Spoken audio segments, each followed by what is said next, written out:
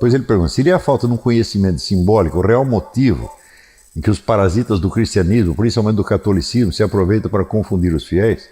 No Brasil, cultos como o Espiritismo, Seixo Noyer e outros são realizados com presença de católicos que não imaginam que isso não tem nada de católico. E olha, a instrução católica que os fiéis brasileiros recebem na igreja só pode dar nisso mesmo. Tá certo? Porque é um catolicismo reduzido a duas coisas. Primeiro é a espiritualidade medicinal. O sujeito vai na igreja porque ele está com hemorroida, está com um bicho de pé, qualquer coisa desse tipo. E em segundo lugar, a moralidade sexual. Bem que entre os católicos isso é menos acentuado do que entre os protestantes. As pessoas se esquecem do seguinte elemento.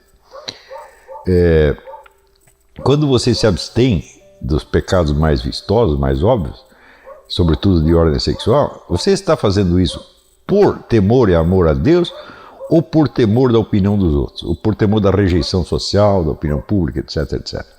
É claro que 99,999% dos casos é esta última hipótese. Quer dizer, você não está vendo Deus, tá certo? Mas você está vendo os vizinhos, está vendo a sua mãe, está vendo a sua sogra, etc, etc. E você teme perder emprego, teme ser rejeitado, etc, etc. Na hora que você faz isso, você está colocando este grupo social no lugar de Deus. E, portanto, você está cultuando um negócio que a Bíblia chama de o mundo. E o mundo, segundo a Bíblia, é um dos três inimigos da alma, o mundo, o diabo e a carne. Então você trocou alguns pecados por um pecado permanente de idolatria, que é o culto do mundo. Como é que você faz para distinguir? Eu digo, olha, uma maneira de você distinguir é a seguinte: Deus perdoa, o mundo não perdoa. Então, vamos dizer, você imagina, por exemplo, quantos adultérios Deus perdoaria. Né? Ele mesmo disse que são 490. Né? Quem chegou a 490 adultérios? Ninguém. Né? Então, mas o mundo não perdoa nenhum. Ele pode, com um, ele pode destruir a sua vida. Então, esse é o critério. Você está, vamos dizer, com medo de alguém que não perdoa e que vai te destruir, tá certo? Ou você está movido pelo amor a alguém que está lá precisamente para te perdoar e te restaurar. Esse é o critério, tá certo? Então, este tipo, vamos dizer, isso é inevitável que essas coisas aconteçam. Tão logo os princípios da moral cristã se incorporam numa cultura, num meio social, e então se expressam através, vamos dizer, de slogans, de chavões e de juízos automáticos que as pessoas proferem umas sobre as outras. E isto provoca, vamos dizer, as distorções mais horríveis. Por exemplo, pergunta assim para você: quantas vezes você não entrou na igreja e viu o padre ou o pastor, né, falando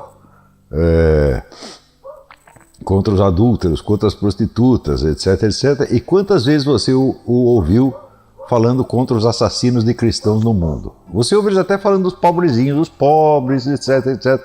Escuta, mas você tem mais dó do sujeito que é pobre ou do que daquele que foi assassinado? Como é possível uma coisa dessa? Quer dizer que a pobreza é pior que a morte? Né? Então toda essa preocupação, seja com os pecados sexuais, seja com a pobreza e tal, ela está expressando, vamos dizer, uma distorção, uma falta de hierarquia. E a falta de hierarquia atenta contra o primeiro mandamento. Com o que diz o primeiro mandamento? O primeiro mandamento diz: amar a Deus acima de todas as coisas. Quer dizer, o acima pressupõe uma noção escalar. Quanto mais acima? Bom, Deus é infinito, então é sempre acima do acima, do acima, do acima, do acima. Então, esta busca do que está acima, este desejo do que está acima de tudo, que é o que o Platão chamava o bem supremo, isto é que é a base e o centro da vida cristã. Se você não está procurando sempre, 24 horas por dia, o que é o bem supremo, o que é a coisa maximamente digna de ser amada, se você não faz isso, você não é cristão.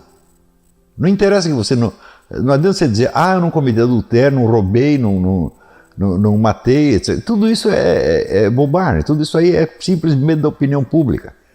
Tá certo? Então, o senso de hierarquia dos valores e, portanto, de hierarquia dos pecados também está dado já no primeiro mandamento. Se você não cumpre o primeiro, não adianta cumprir os outros 9.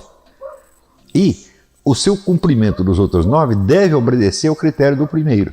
Eu nunca vi na minha vida o padre ou pastor explicar isso aqui. Tem o padre Paulo Ricardo, ele explica, mas quem mais? Então, quer dizer que o critério moral que é ensinado às pessoas nas igrejas já é para pervertê-las desde o início. Então, quando você fala temor a Deus, o temor a Deus não é como o temor que você tem polícia, do vizinho, do seu patrão, do seu grupo de referência. É uma coisa completamente diferente. É assim, ele é um medo de decepcionar e de perder o supremo bem. Quando você fala o castigo divino, você pensa o inferno. O que é o inferno? É um lugar onde está um diabo espetando sua bunda com um garfo? Não é isto. O inferno é a perda da visão do supremo bem. Mas se você já perdeu isso em vida, você não está preocupado com o supremo bem, você só está preocupado com a opinião do vizinho, você já está no inferno, pô.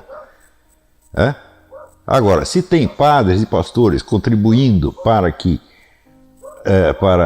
incutir nas pessoas esta moral pervertida no fim das contas, né? O sujeito está lá para assustar a criancinha, então não é de espantar que se a pessoa confunde até Deus com a opinião do vizinho, né? Como é que não vai confundir o cristianismo com o Seixo Noye, ou com o Macumba, ou com qualquer outra coisa? Ele já está vivendo na confusão. Então, vamos dizer, restaurar o verdadeiro espírito, tá certo, da religião cristã é o começo da restauração de uma sociedade. Tá certo? Então, e você não vai, certamente você não vai procurar Deus enquanto você continuar com o culto do mundo. Não que a gente deva desprezar a opinião das pessoas, mas a gente nunca pode temê-la, como se dela dependesse o nosso destino, como se essas pessoas fossem nos mandar para o inferno, tá certo?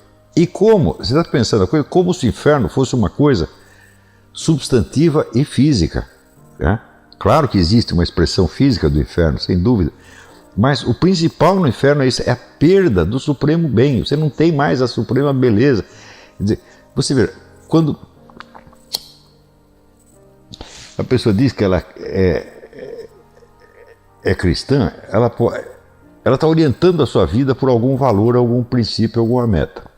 Mas o que é esse valor, esse princípio, uma meta? Pode ser, por exemplo, vamos dizer, o medo das penas infernais. Tá certo? Você imagina um inferno, um sofrimento atroz, etc, etc. Essa é uma primeira escala. Um segundo pode ser a identificação com valores da chamada doutrina social da igreja, os pobrezinhos que você vai atender, caridade, etc, etc, etc.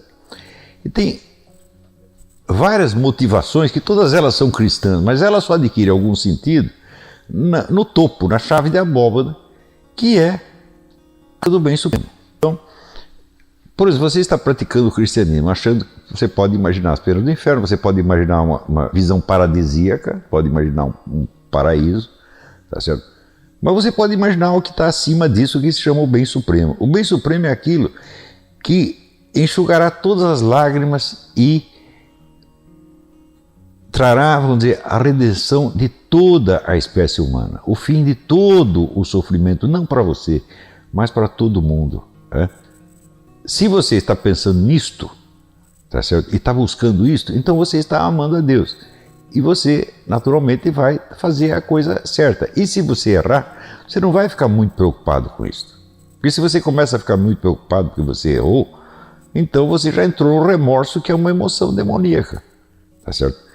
Então, a preocupação excessiva, vamos dizer, com a sua boa conduta, é uma concessão ao mundo, meu Deus do céu. Porque você está agindo diante dos olhos do mundo e não diante dos olhos de Deus. Porque Deus já está lá para te perdoar e te levantar meses. Entendeu? Então, se você nunca teve, vamos dizer, esta busca do bem supremo, então eu digo, por que você não vai de pecar, meu Deus do céu? Que diferença vai fazer? Se você está só preocupado com a opinião do mundo, tanto faz, meu filho, você ser adúltero, ser homossexual, ser jogador, ser drogado, não vai fazer diferença nenhuma. A diferença é esta. existe quem está buscando o bem supremo e existe quem não está. Quem está buscando só bens imediatos, entre os quais a sua maldita boa conduta.